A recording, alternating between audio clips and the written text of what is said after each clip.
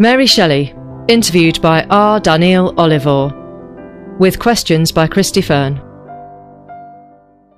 Good evening, Mary. Thanks for agreeing to this interview. Good evening. Now, Mary, first of all, I have to ask you, what were Byron and Shelley really like? They were kindred spirits, although in many ways opposites of each other. Byron was charming, successful, and infamous. Shelley was usually seen as too serious and dangerous to be accepted by the literary world of the day. They were both exiles. In fact, the whole group of us, myself, Claire Claremont, Byron and Shelley, were seen as a serious threat to polite society. Why was that? Shelley was an atheist, a vegetarian, and a revolutionary.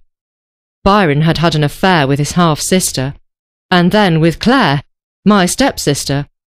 I warned Claire not to throw herself at him, but she had to have a poet. She wanted to be like me. So did you throw yourself at Shelley? Certainly not. He pursued me. He was a guest at my father's bookshop.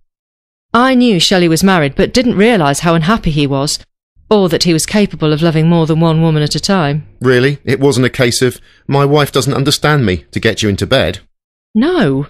Our conversation was literary and entirely innocent at first. So was he impressed by your intellect and your parents? Of course he had read all my father's work, Political Justice and Caleb Williams, and he could quote my mother's Rights of Woman, as could Claire.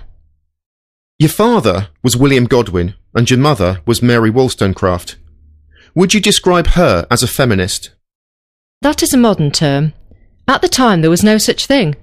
I think she wanted women to be free from the restrictions of class and marriage, to be truly independent. What do you think of feminism?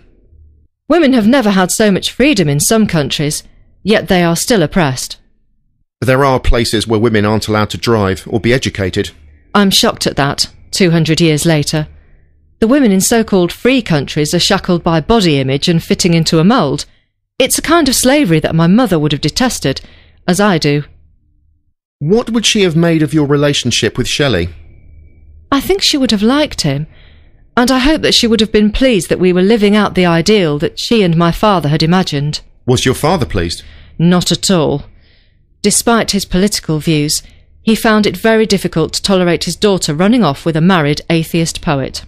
And Claire went with you? She did, on the pretext that she could speak French. However, whilst we were in Geneva with Byron, it became apparent that Shelley and Claire were attracted to each other. Even though you were married to Shelley? I had married Shelley in order for him to gain custody of his children by his first wife, Harriet. She drowned herself in the Serpentine.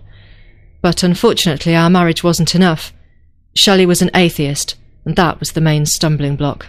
You had children of your own, though? All of my children died, except Percy Florence.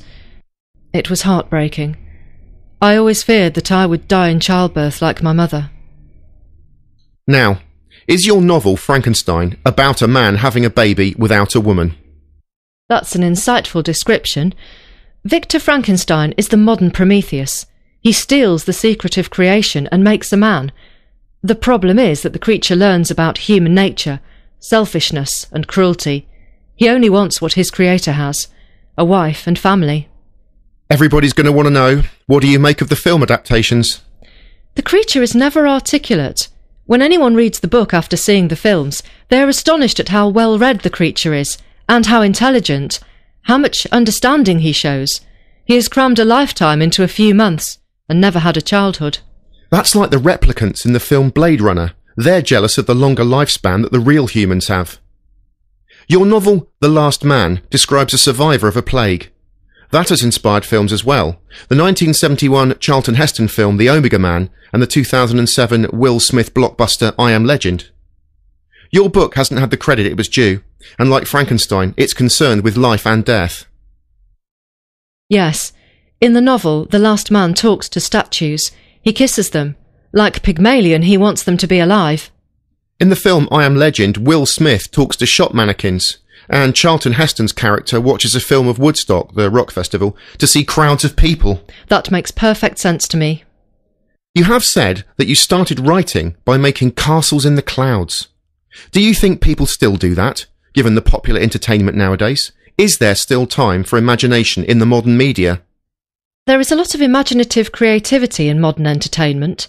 Films are full of fantastic images.